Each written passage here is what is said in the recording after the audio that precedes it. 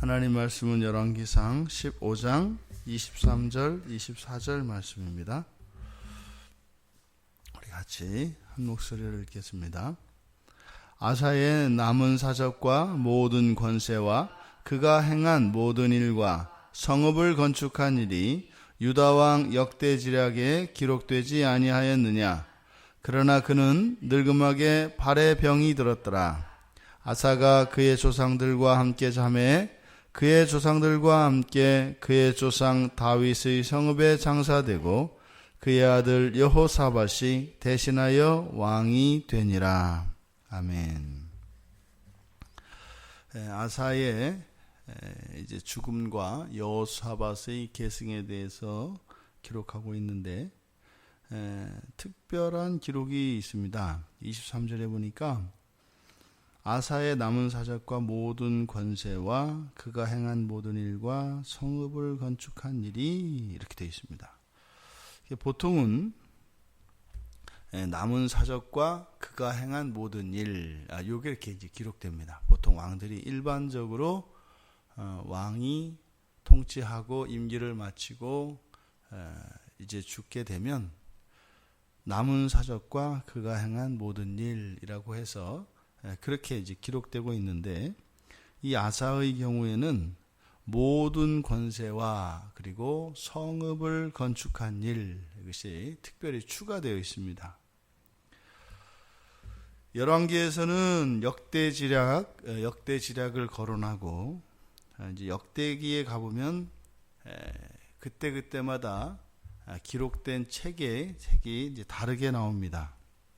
솔로몬과 르호보암과 또 아비암 그리고 아사, 이들이 죽은 뒤에 그들에 관하여 기록된 책의 제목이 다르게 나옵니다.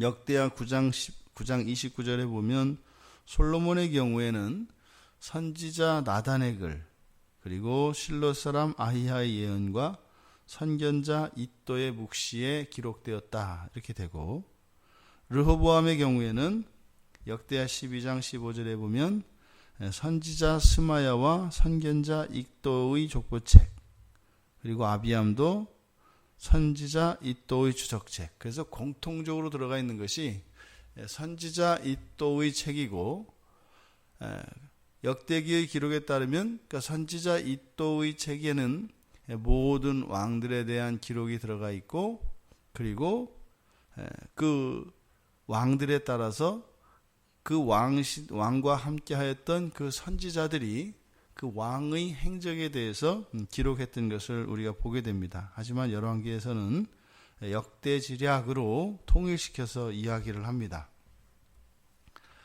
지금 아사 왕의 그 통치와 그의 생애에 대한 그 마지막 평가가 남은 사적과 그가 모든 행한 일 외에 모든 권세와 성읍을 건축한 일이라고 했는데, 여기서 성읍을 건축한 일은 바로 앞에서 22절에 나와 있는 그 내용들이겠고, 또 이것을 모든 권세와 함께 연결짓고 있는 것을 보게 됩니다. 원래 여기 사용된 이 권세라고 하는 단어는 하나님의 권세를 나타낼 때 쓰는 단어입니다. 그래서 어떤 용어들은 하나님께만 사용하는 단어들이 있고, 그리고 하나님께는 사용하지 않는 단어들이 있습니다. 그런데 이 단어는 하나님께 사용하는 단어인데, 사람들에 대해서 이 권세를 쓸 때는 왕의 권세를 이야기합니다. 그래서 왕이 가지고 있는 그 권세는 하나님이 왕을 세운 것이기 때문에, 그래서 왕을 통해서 발휘되어지는 권세는 하나님의 권세다라고 하는 의미로 우리가 이해할 수 있겠습니다. 그런데 이 권세라고 하는 말이 그렇게 성경에서 왕들에게 사용하는 일이 많지 않습니다. 이후에 나오는 북이스라엘의 오므리 그리고 여호사밧에게 이 단어가 사용됩니다. 그러니까 지금 아사에게 그 모든 권세가 이렇게 기록된 것을 보면, 아사 왕은 특별히 아주 강력한 왕권을 가지고 있었던 것으로 그 사실을 지금 기록하고 있는 겁니다. 그래서 고대 국가에서 이렇게 강력한 왕권을 가지고 있다고 하면은 보통 우리가 잘 알고 있는 애굽의 피라밋, 이 피라밋의 크기, 이것은 그 왕권의 크기와 비례합니다. 지금 여기에서도 아사가 그가 가졌던 그 권세가, 즉 왕의 그 왕권이 특별히 대단하였다라고 하는 기록인 거죠.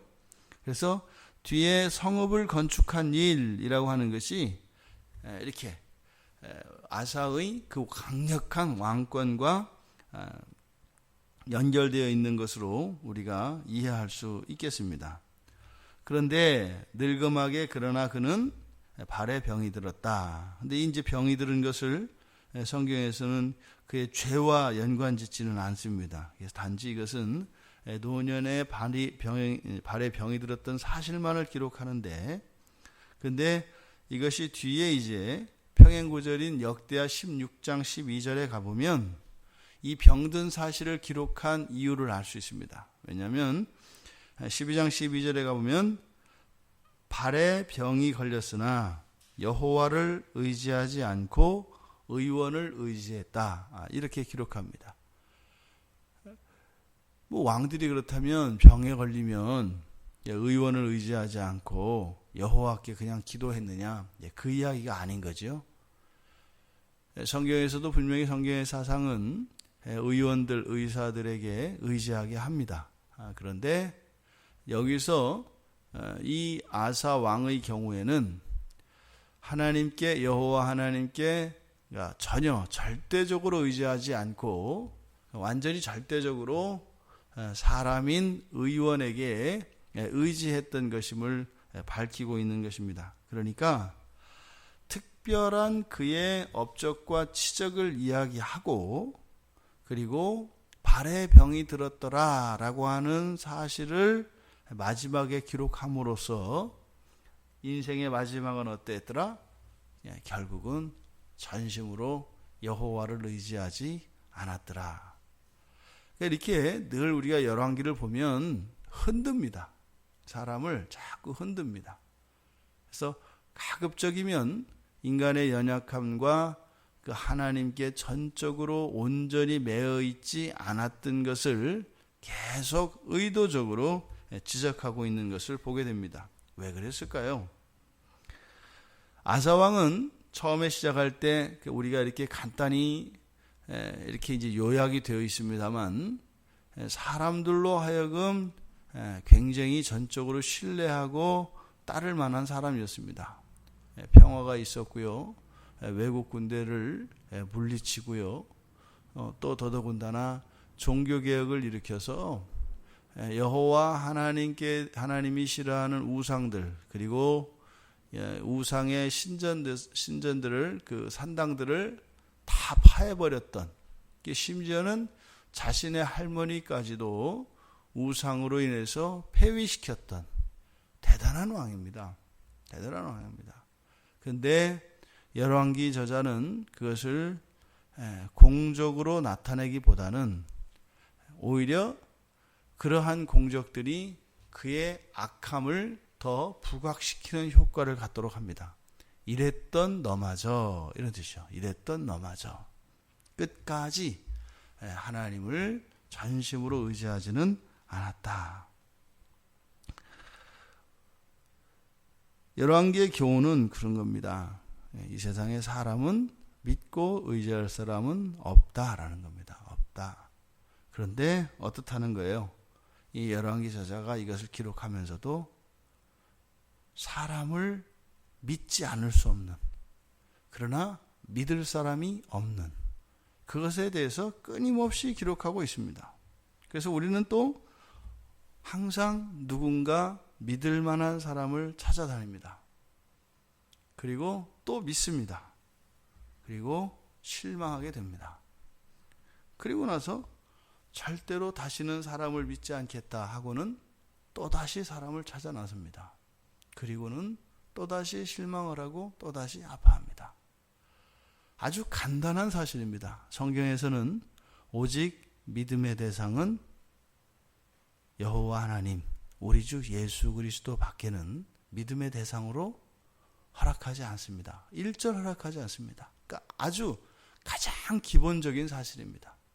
그런데 열왕기 저자가 이야기하는 것은 그러함에도 불구하고 끊임없이 사람을 쫓아다니고 사람에게 매이고 그 사람에게 실망하며 배신당하는, 그것으로 인하여 괴로워하는, 결국 그것 때문에 하나님을 떠나는 이 일들이 이스라엘의 역사 속에서 계속되었기 때문에 그것을 왕들의 역사를 기록하면서 우리들이 더 이상은 사랑과 세상에 속지 않도록, 그래서 우리가 바라보아야 할 대상은 오직 여호와 하나님. 이 구약에서는 여호와 신앙이니까요. 그러니까 우리들에게는요, 예수 그리스도입니다. 그래서 우리가 알아야 하는 것은 예수 그리스도이고 우리가 믿어야 하는 것은 예수 그리스도입니다. 이 세상에 있는 모든 교회는 예수 그리스도께서 교회를 세우셨고 예수 그리스도가 교회의 주인이기 때문에 예수 그리스도를 믿는 사람들이 모여서 예수 그리스도를 알아가며 예수 그리스도를 예배하며 예수 그리스도의 사랑과 그 구원의 은혜를 누리는 것이 교회입니다. 하지만 이 열왕기의 저자는 사람들은 그렇게 하지 않았다. 이것이 오늘날도 우리에게 마찬가지입니다. 기억하십시오. 이 세상에 오직 예수 그리스도 한 분만이 진심으로 전심으로 나를 사랑하시고 나를 위하신다는 것을요. 예수 그리스도 외에는 나를 온전히 전적으로 사랑할 수밖에 없습니다. 예수 그리스도에는 없습니다. 그러면요, 그 그리스도의 그 사랑을 우리가 받아서 그 사랑을 서로에게 비워진 그곳을 서로 채워주는 겁니다. 사랑을 받는 것은 오직 예수 그리스도에게로부터이고 우리들은 그러함에도 불구하고 우리들 사이에 비어있는 그 부분을 주님이 주신 그것으로, 그러니까 그것은 궁극적으로 서로에게 비어있는 그 부분들을 채우도록 허락하여 주신 것입니다. 그러니까 하나님이 우리에게 주시는 사랑은 나를 향하여 옵니다만 궁극으로는 이웃을 향하여 나아가게 되어 있습니다. 부디 열왕기에서 계속되어지는 오직 여호와 하나님 외에는, 오직 여호와 하나님 외에는 우리가 의지할 자가 없고 믿을 자가 없고 사랑받을 자가 없다고 하는 이 교훈이 아무리 그의 생애에 어떠한 업적이 있었다 할지라도 그것을 저버리고 나면 그것이 아무 의미가 없다고 하는 이 열왕기 저자의 기록을 통해서 우리들에게 주시고자 하는 그 교훈이 우리들의 한날의 삶 속에 잊혀지지 않고 기억되기를 바랍니다. 그리고 반드시 계속 이 왕들의 그 기록이 역대지략에 기록되었다라고 하는 이 말을 통해서 우리가 살아가는 한날 한날의 삶들이 그냥 사라지는 것이 아니라 남아있다는 겁니다. 구약의 왕들의 그들의 생애가 역대지략에 기록되었듯이 우리들의 삶의 모든 순간과 모든 것들은 하나님께 기억되었다는 것을 우리가 잊지 말아야 할 것입니다. 하나님은 우리처럼 망각하시는 분도 아니고 또 우리처럼 바라보는 것만 보실 수 있는 분도 아니고 듣는 것만 들으실 수 있는 분도 아니고 모든 것을 밝히 하시고 모든 것을 들으시고 모든 것을 기억하시는 하나님이신 것을 믿으시기 바랍니다. 그래서 우리가 하나님 앞에서 살아가는 삶을 살아가고 있는 것입니다. 이 한날 하나님 앞에서 하나님을 기쁘시게 하며 온전한 그 그리스도인으로서 그 은혜에 부응하는 한 날이 되기를 주님의 이름으로 축원합니다.